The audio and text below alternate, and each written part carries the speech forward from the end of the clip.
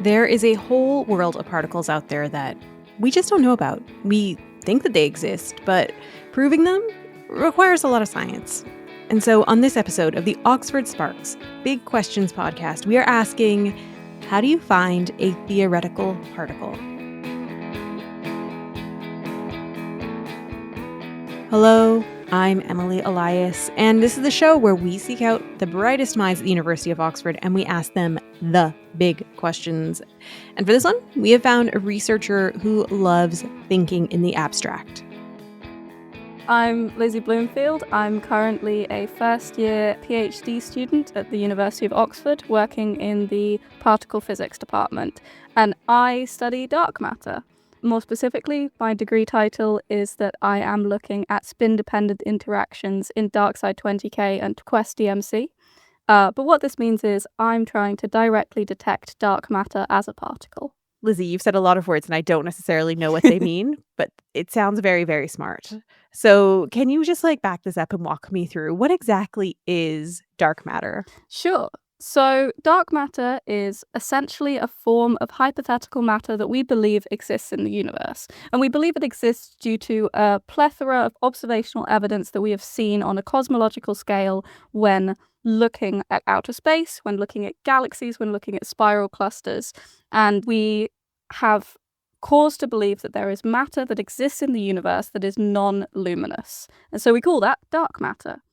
So it's stuff that is doing something, but you don't know exactly what it is that's doing the doing. Yeah, so what it is we have seen many different pieces of evidence in the universe looking at galaxy clusters and spiral galaxies like our Milky Way, where we have seen a discrepancy between the amount of visible matter in a galaxy and the amount of matter that is actually there for it to create the gravity that the galaxy has. And this is true for lots and lots of different cosmological features that we have measured in the universe. So from these conclusions, we can essentially conclude that in these large cosmological structures, there is matter that exists there that is invisible or non-luminous. It doesn't interact with light, but it does interact with gravity. So from that, we have concluded that there is a non-luminous matter that exists in the universe. But we have never seen it experimentally, and that's what we are trying to do, is to directly see something that is non-luminous or invisible. So if you know that something is there, but you don't know what it is, how do you even start with trying to find out what that thing is, what that dark matter is? So that's where the theorists come into play. They come up with a whole load of different theories as to what this theoretical matter could be. So we've got quite a lot of different theories as to what dark matter could be. There's some that are more popular than others, one of which is called the weakly interacting massive particle, or we shorten that name to WIMP for short, which is quite a fun name. And this is essentially a hypothetical particle that exists throughout spiral galaxies and throughout the universe, and by extrapolation throughout our Earth itself.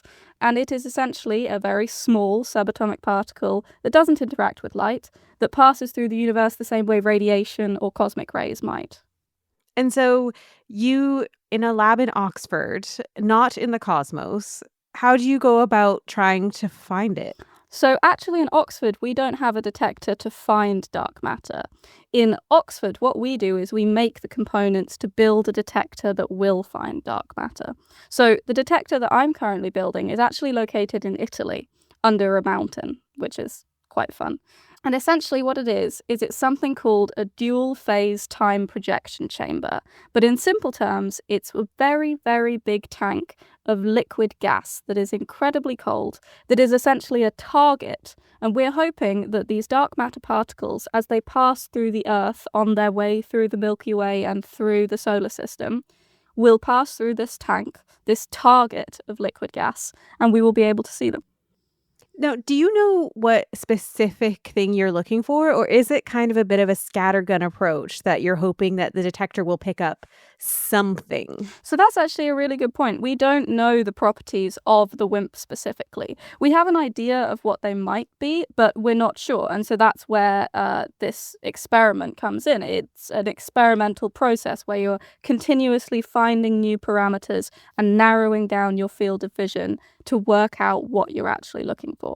So currently, there are a couple of TPCs, time projection chambers, that have been running across the world for years, one of which being Lux Zeppelin, which operates in South Dakota in the US. They've just finished a 5-year run in which they have been looking for the same particle with a similar technology to ours.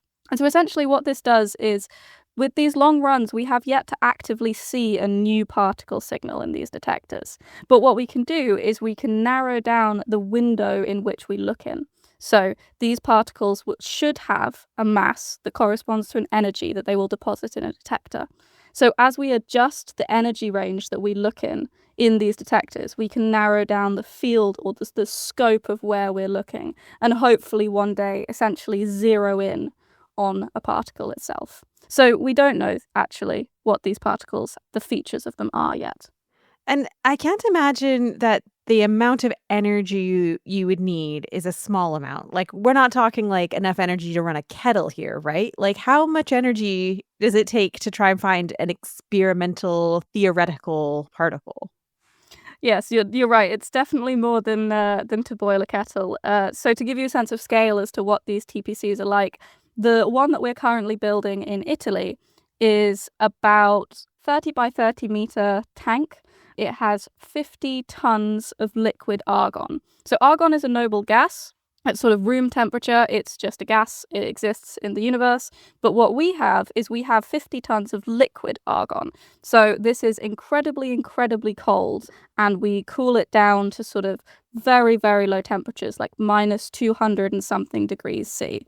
And we have to keep it in that state for a very long time. And then we also have to keep the surrounding detector in a stable state as well. So yes, it takes a lot of energy to do this, especially because we are aiming to run these detectors for years at a time. Okay, and Lizzie, like, this obviously sounds like a massively huge project. What's the timeline on getting something like this to the place where you're like, Eureka, we have discovered a new particle? Yeah, so the timeline for such a big experiment is incredibly long. These large-scale particle physics experiments, be it dark matter, neutrinos, the Higgs boson, these things will take years and years and years to go from proof of concept or even just first ideas and theories to an actual discovery. So to put it in perspective of the timeline of dark matter, the first piece of observational evidence for dark matter was by a Swiss astronomer in 1933. Since then, we have been finding more and more evidence, and since the millennium, we have started to build these large-scale direct detection experiments. DarkSide 50, which was our predecessor, was a smaller TPC that was built, commissioned, and finished and was running in 2013 and 2014. And since then, we have now been essentially upgrading and upscaling to make DarkSide 20K. It's now currently in some of the final mock-up phases, and the aim is that we will have commission and first runs within end of 2026, start of 2027. Does that mean you get to go to a mountain in Italy to check out a giant tank that could potentially have the secrets of the universe inside it? Well, I don't know about secrets of the universe, but yes, I will be spending part of my PhD in Italy at the lab itself. So the reason that we have it so far away is essentially because with these experiments, we are looking for the smallest particles in our known universe, which means that these detectors are incredibly sensitive. And when you have a very sensitive detector that is also massive, you get a lot of background noise because you're getting radiation, you're getting cosmic rays, you're getting a whole load of noise from all of the other particles in the universe that are also passing through. So there are lots of ways that we can shield against this, but sometimes the simplest way is the best. And one of the easiest ways to shield against radiation and cosmic rays and the Earth's atmosphere is to just go underground. So the Lux Zeppelin project in the USA is in an old gold mine, and this one is just under a mountain. So yes, I get to go to the mountains of Italy for hopefully almost up to a year, which I'm very excited about. Yeah, but it's like the opposite of skiing because you're going underground. Is there like anything to do there aside from like hang Well, out with actually, there is skiing. Quite a lot of the scientists who work at the laboratory do go skiing during the winter times. But it's also a beautiful national park and an amazing area. It's got brown bears, wolves, mountain goats. It's got a whole load of things to do on the weekends to keep you entertained, happy, and fit and healthy. So I'm very much looking forward to going out. Good. I'm glad for your mental health that you have something else to do. Yes. Is the hope that like you will be able to sort of find a particle and that it will be like in the annals of history that this is Lizzie's particle? Well, it's definitely not my particle. There are hundreds of scientists who work on this across the globe, so it will definitely be a joint effort. But in terms of a particle that we can put in the history books, yes. In fact, for physics, we have our sort of equivalent to a periodic table. We have what's called the Standard Model of Elementary Particles. And this is essentially a list, a table, a model of the most elementary fundamental particles that exist in our universe, the smallest, the most basic building blocks for matter across the universe. And currently, when we look at the standard model, there are gaps. And one of the main gaps is the gap in which dark matter should exist. So theoretically, if we do discover dark matter, yes, we'll be adding a particle to the standard model of elementary particles, and that will be incredibly exciting. The last particle that got added onto it was the Higgs boson in 2012, and that was an absolutely huge step for particle physics and fundamental physics as a whole. If we could possibly add another particle to the standard model, it would be amazing.